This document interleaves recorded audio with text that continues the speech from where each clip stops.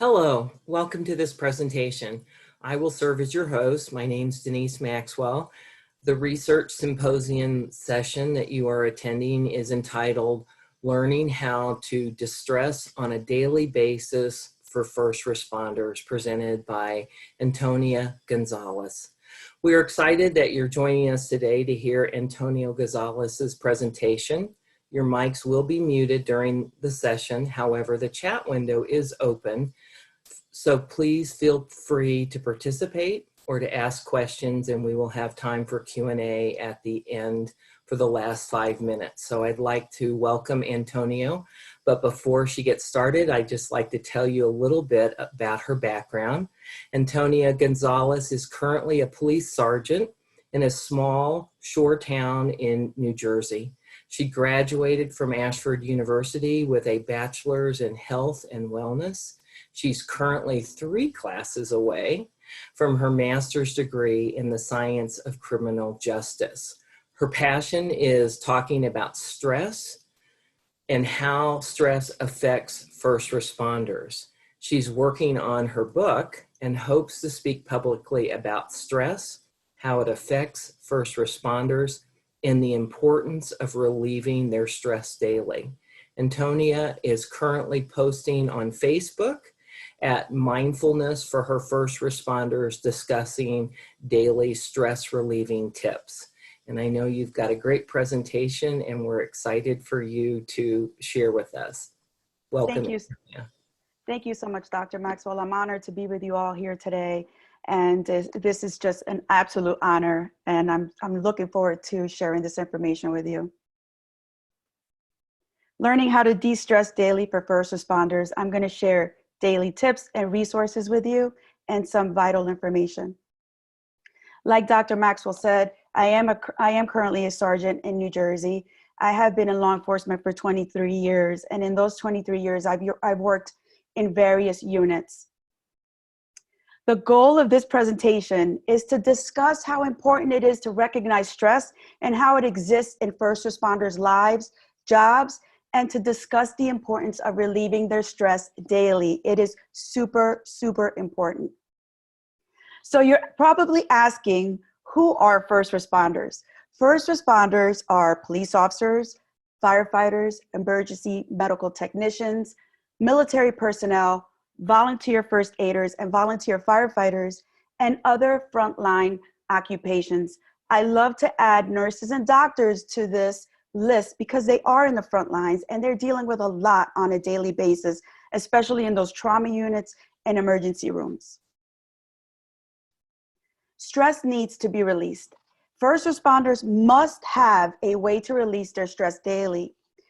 Stress builds up in our bodies and the results of stress are damaging.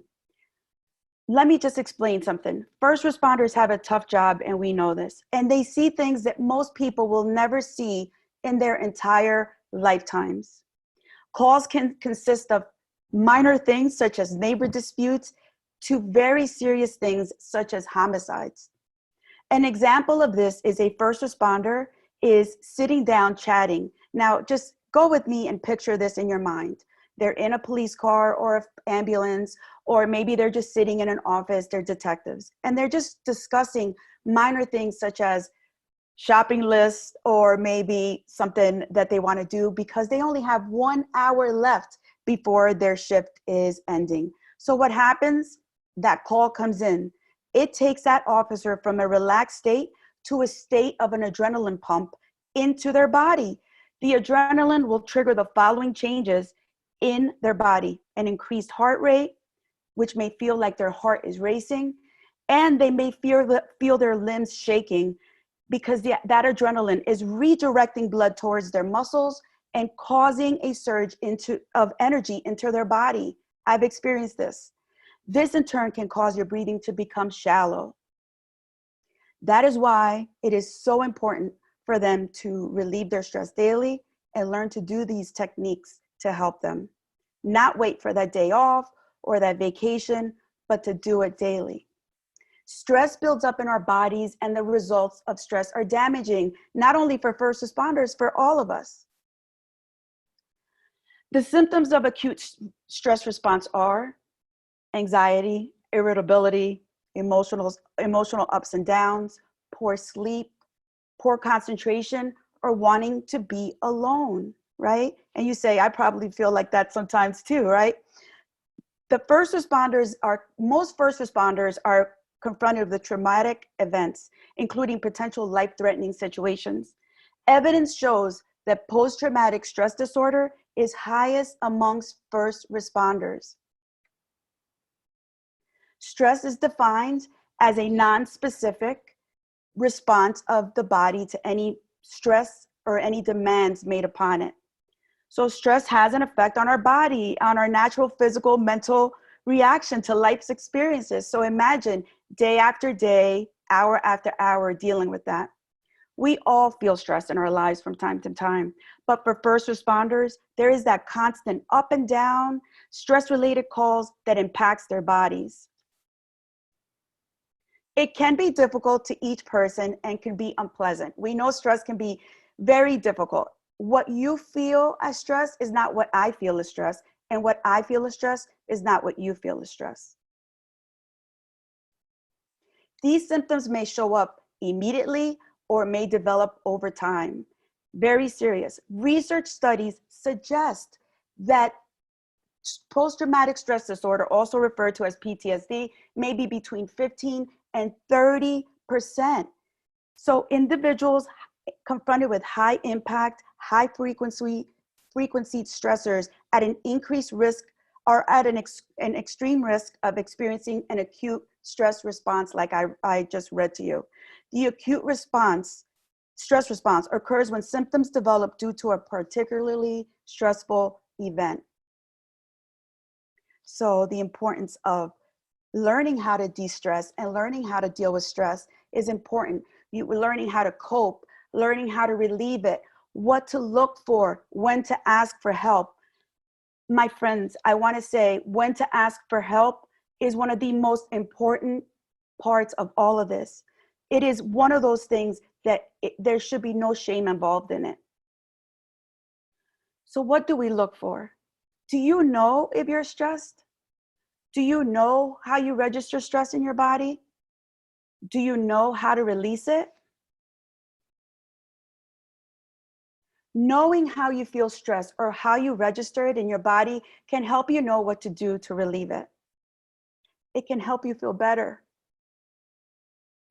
So I want you to pull, in the beginning of this presentation, I dropped a link in the chat, and it is something that we are going to be using for this presentation, and it is an assessment activity. All right, I'm going to ask you to pull that out now, and then we will go through it. And when I talk about your stress style, I am not talking about your style like in your fashion, because that can make us look very nice. I am talking about your stress style. Do you know when you feel stressed? This is what the assessment looks like that I dropped into the chat. If you don't mind grabbing it, and we will go through it. So it's called Stress Style, Mind, Body, and Mixed. So I want to ask you, imagine yourself in a stressful situation when you're feeling anxious. What sensations do you typically experience? So you're going to check all that apply as I read all 14 to you, okay? So the first one is my heart beats faster. The second one, I find it difficult to concentrate because of distracting thoughts. I worry too much about things that don't really matter. I feel jittery. 5, I get diarrhea. 6, I imagine terrifying scenes. 7, I cannot keep anxiety-provoking pictures and images out of my mind. This is a very popular one for first responders. 8, my stomach gets tense. 9, I pace up and down nervously.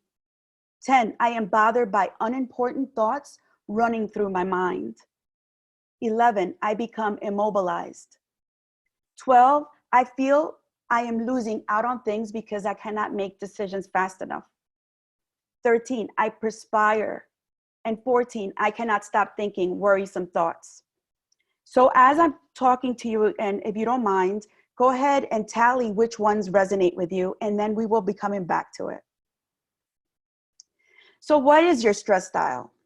You have mind, you worry a lot, body, you feel it in your body, or the mind-body combination, right? And like I said, I am not talking about that stress style like it's a fashion statement. I am talking to you so we know how we can develop strategies to feel better and to relieve our stress, right? So these three stress styles are listed in that handout I gave you, and we will be going back to it. There are factors that generate a stress response in our body. If you went to a stressful call or there was a stressful event in your life, or you can't get it out of your mind, right? There are employee assistance programs that I want to talk to you about that, and just briefly touch on, but to just make you aware that if you needed help, all you had to do was call there anonymously and request that help. The ones that I'm going to talk about right now and just mention are Cop to Cop and Cop Line, and those are available all over this country. So when to ask for help? Every time a stressful event occurs, a series of neurological and hormonal messages are sent through our entire body.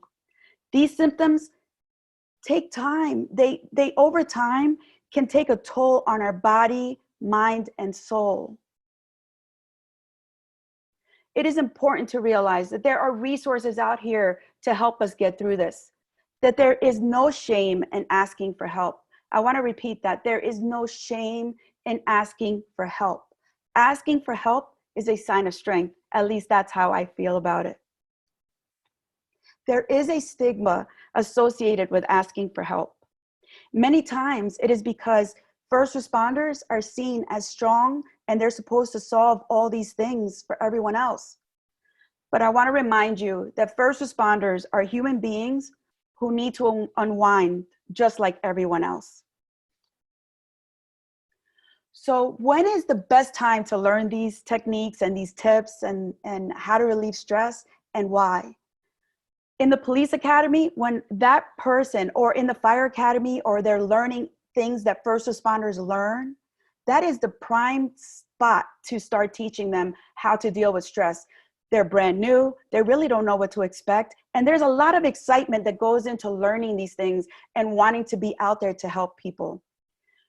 During in-service training, I know in my state, New Jersey, we have in-service training twice a year, and that would be an ideal time to come in and talk about resources that are available for first responders and things that they can do to help them feel better. Things such as maybe a gym membership, a yearly gym membership, or wellness programs, things like that. Offer services to police officers and all first responders. That is what it's about. And learning how to relieve your stress can help you feel better. It improves your sleep, reduces your irritability, anxiety, and depression. Chronic stress does not happen overnight. I will repeat that. That does not happen overnight. Managing it starts with identifying the source of stress. Learning how to manage your stress gives you the tools to reset yourself. Stress affects our body. It affects our cardiovascular and respiratory system.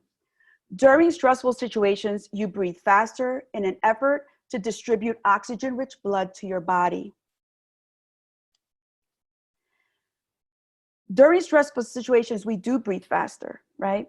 Chronic or long-term stress causes a problem. And if your body is constantly producing high levels of hormones, it doesn't take time to recover. Stress hormones build up in the body over time and can cause serious health problems.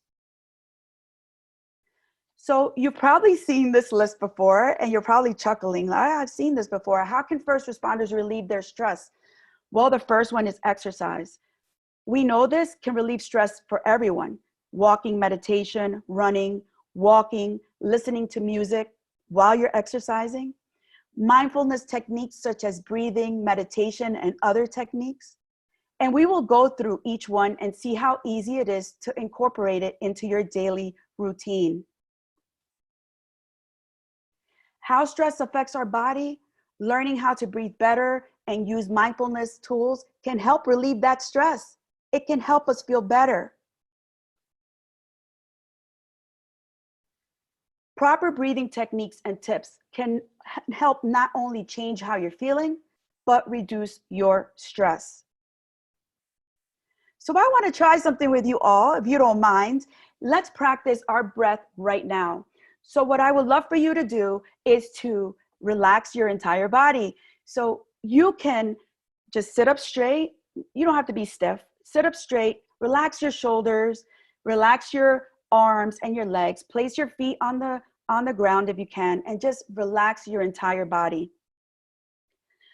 Take a deep breath in through your nose and exhale it out of your mouth. You're going to take a deep breath in through your nose, and you're going to exhale it out through your mouth. We're going to do this 3 times together. So let's try it again. Take a deep breath in through your nose and exhale it out through your mouth. One more time. Take a deep breath in through your nose and exhale it out through your mouth. But the entire time that we're here, I want to ask you to please pay attention to your breath, because your breath is where it's at.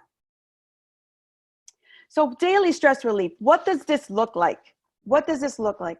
Well, I want to talk to you very quickly about this book that I read, and it's called, it's Breathe is the title, and it's by Dr. Belissa Vranic. And she talks about breathing in this book, and it is such a good book. She states, what if I said I had a medicine that would help you stay calm, but alert? That would relax you and energize you. That would help you recover, boost your immune system, lower the oxidative stress that causes aging, power you up, and fuel every cell in your body. As she states in this book, it's life-changing, and I want to say it is. Changing your breath truly does affect the body, mind, and soul. Most importantly, it impacts both the cellular and muscular levels. So when I ask, you ask, do I have enough time? And I ask, do I have enough time? You do have enough time. You do have enough time to add stress relief to your life. Why is it important to do this daily? The benefits are not only but for you, but your family and your job. There's physical benefits to stress relief, psychological benefits to stress relief. Daily stress relief is something that one must do daily to get into the habit of doing it and to feel better. How does one start doing this? There are ways to start our day with simple techniques that make a difference. Most of us do not pay attention to our breath, right? Our breath is important in not only relieving our stress, but in managing our jobs, our lives, everything better. Even when an officer has to qualify with their weapon, they must pay attention to their breath in order to hit that target. Same goes for managing stress on the job, calls they're responding to, and everything in their life. Right now, I would love to invite you back to the assessment exercise. And I want to talk to you about how to relieve your stress and the examples that are in there. So each stress style, as you can see, recommends ways to relieve your stress. So I'll give you a second to get back to that assessment activity, and we're going to talk about the mind, the body, and the mind-body combination. There are 3 basic ways of reacting to stress. And this is from the assessment activity that I'm reading to you: physically, mentally, or with a combination of the 2. When you feel it in your mind, you worry a lot. When you feel it in your body, you feel tense. And there's other examples. And then there's the combinations of both. If you head on over to the right side of this assessment, you'll see choosing a relaxer. What you're going to do is you're going to see that there's different examples and things that you can do. For the mind person, you can relieve your meditation. You can relieve your stress through meditation, reading, TV, movies, any absorbing hobby, knitting, sewing, carpentry, and other handcrafts. You can also do crossword puzzles and games such as chess or cards or vigorous exercise. If you're the body type and you feel it in your body, you may want to do aerobics, maybe swimming, biking, walking, massage, maybe schedule a massage, progressive relaxation, body scan, rowing, yoga, or soaking in a hot tub. And if you're a combination, any of those examples of ideas or tips that I've shared with you with the mind and body, you can use, or you can also do competitive sports, maybe rigorous exercise, but there are ways that you can do it. You can relieve your stress. If these don't resonate with you, there's other ways and other tips out here that can help you with that. I would like to show you how easy it is to meditate and relieve your stress. I'm going to share a meditation with you that is a 1-minute breath meditation. And I have shared the book in the references, but I'll read the title to you. It's The Real World Mindfulness for Beginners, and it's edited by Brenda Salgado. It is one of my favorite books that I go to. I share with a lot of first responders these tips, and I want to tell you that they're very effective. So wherever you are right now, just take a nice deep breath. Our breath is always with us, yet very rarely noticed. It is a great tool for training our mind to focus, and it is a common door into other meditation techniques. I often hear people say that they can meditate, but I can tell you that if you're paying attention to your breath, you can. Anyone can meditate. It's nothing mysterious. 1 minute of paying attention can shift you from a busy, overwhelmed moment up to a feeling of presence and possibility.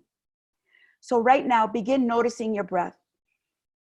Breathe in through your nose, exhale it out. Notice the sensations of the air around your nostrils and your upper lip. And notice the air moving in and out of your body, the rise and fall of your chest and abdomen. Breathe as you normally do. Do so with awareness. Now, we're going to start counting. Start counting your breath. The first breath in and out is 1. Okay, let's count together. So breath in and out is 1. The next breath that you breathe in and out is 2. And you're going to continue doing that till 10. And you can set a timer for a minute. 10 breaths will take you close to 1 minute, and then you're done. And it's so simple to do, and you can do it anywhere, and no one will know what you are doing. It doesn't matter what your occupation is. This can help you feel better.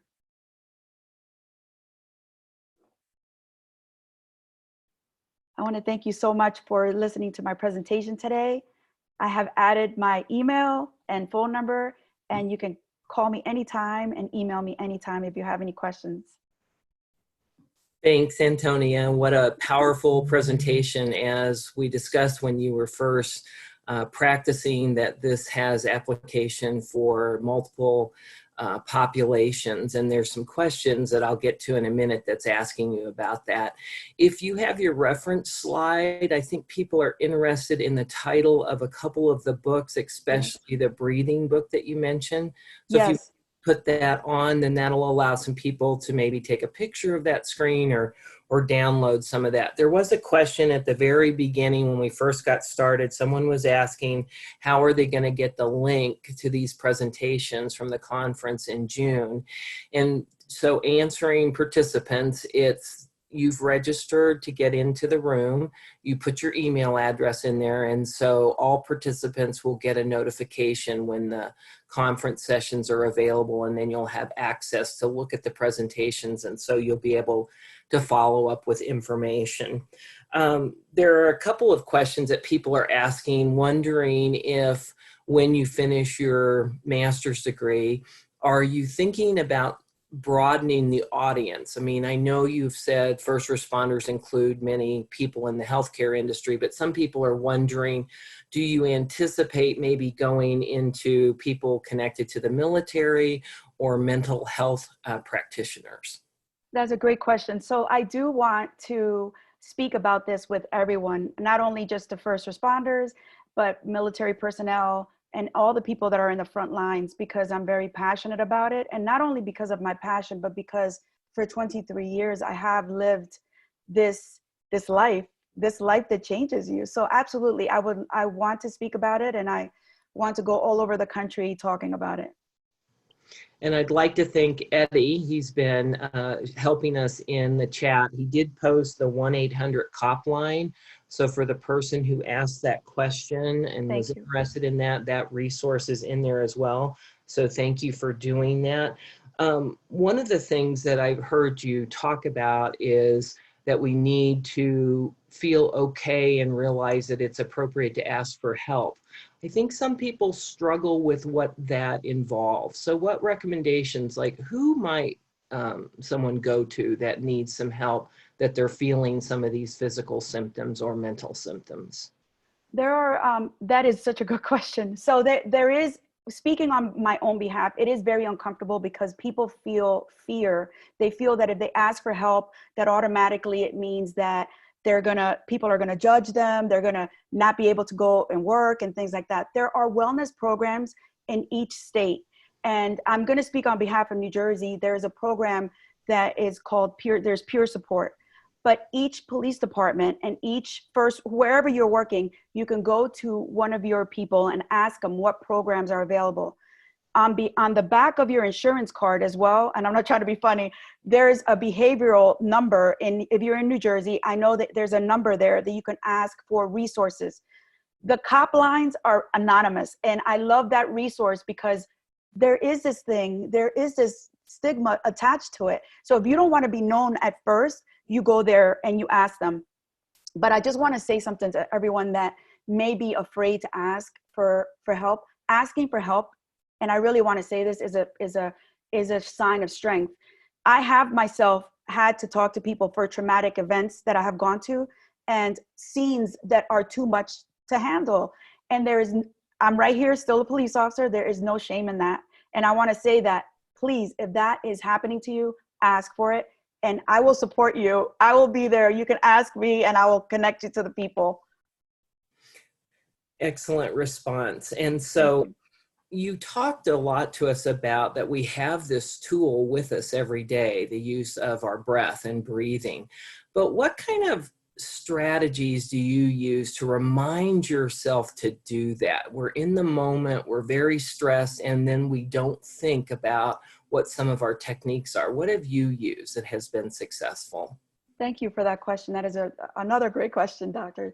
I use anchors. So there's different things. In the beginning, it was not easy, but what I do is I set timers for myself to learn to do this daily. So on my phone, if I could show you all, I actually turned it off because I was afraid people were going to call me. But anyway, on your phone, you go to your timer, and you could set just like you set up an alarm for yourself to wake up in the morning. You set a reminder of a 1-minute breath, a 5-minute breath, and 10-minute breath. And you're training yourself daily to do this. So how I started doing it was waking up, because I felt anxious about certain things, and I would practice that breath for 1 minute, and then I would go to 5 minutes.